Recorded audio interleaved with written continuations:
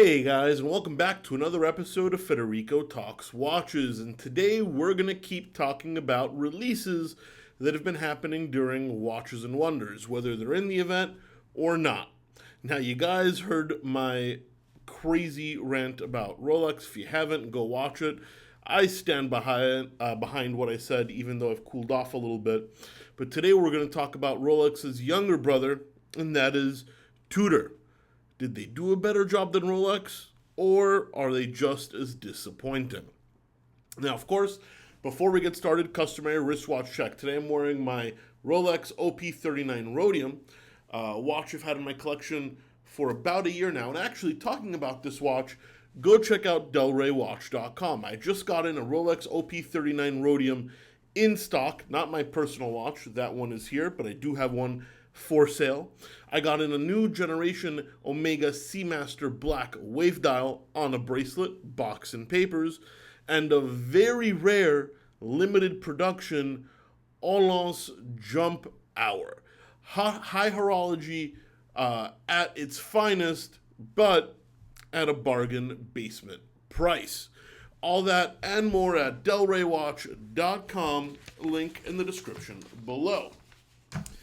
So guys, as far as I'm concerned, Tudor had three major category of releases, and that is what we're going to talk about today. The first one is the Tudor Black Bay 58, their hottest seller, their most iconic lineup, and actually probably the coolest Tudor they make right now. Well, there's a couple of releases in the Black Bay 58 family.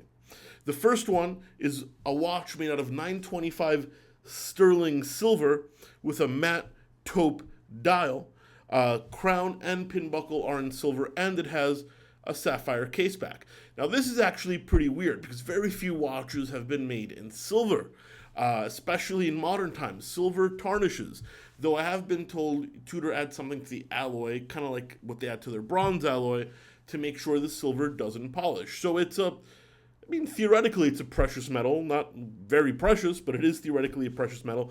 So I think that's cool, and the taupe dial is cool as well. Now remember, guys, this is strap only. What I don't love is the sapphire caseback, which houses one of the ugliest movements at this price point. I'm not saying the movement's bad, but it really is fugly. I mean, very little decoration, totally industrial. No need to show off the caseback on this, unless, of course, you're saving a little money by not putting a solid caseback now that it's in precious metal. However, I do think this watch is a winner. It's interesting, it's quirky, it's got a cool dial, and even though the movement was slapped with an ugly stick, it's still a good movement. Went ahead and made the same version, but in yellow gold with a green dial, with a gold crown and pin buckle and a sapphire case. I think this watch looks great. I really do. I think that the reason for the open caseback is to save cost, especially in the gold version, because once again, it's a movement not even its mother could call handsome. But that's definitely the reason on this. However, the price is totally ridiculous. The price is nuts. The price is above $14,000, $15,000, something like that. Basically, the price of a used Patek Calatrava that you're paying too much for. I mean, it's not even that big of a watch. Like, the watch is relatively thin, it's relatively small. There's not that much gold there. God knows the movement finishing didn't cost them $1. So, how is this $14,000 to $15,000? While I find the watch extremely handsome, I'm not going to deny it.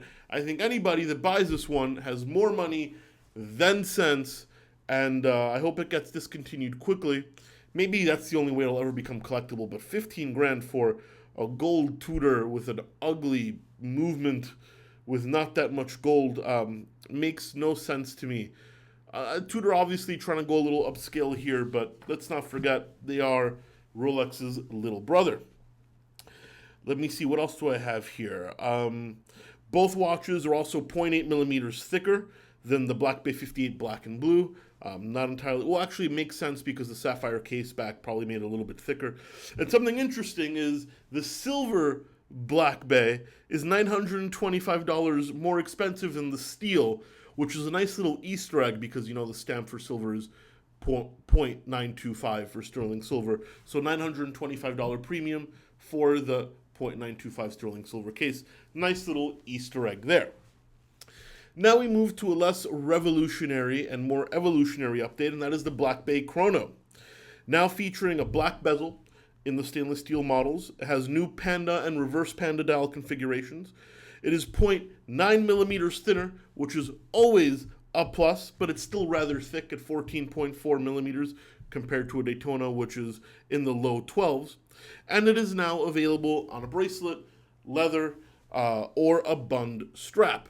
Nice little vintage dial designs here. I like it. Anytime you make a chronograph a little thinner, I think is a winner as well. This was not their hottest seller in their lineup. I think it's done to kind of revive a little bit of interest, and they've done a pretty good job, not gonna lie. They've also come out with silver dials for the Black Bay 32, 36, and 41. A nice alternative to people who wanted the Rolex OP, especially because you can walk in to an AD and buy this one. Even though I think the OP is a little bit more charming, but totally ridiculous what is happening in the market with these at the moment. So this is a nice alternative.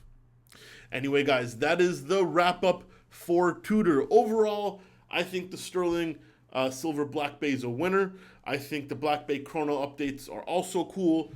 Silver dial for the 32, 36, and 41. Not a bad little addition. But that gold Black Bay 58, boy, do you just need to have way more money than sense. You might as well put your money on the floor and just burn it. That should be, half that price. A little bit more. Should be under 10 grand. Easily. All day long. But that's just my opinion. Please give this video a thumbs up if you enjoyed it. It really does help. And please don't forget to subscribe so you don't miss any more content. Guys, thank you so much, and I'll catch you in the next one. Take care.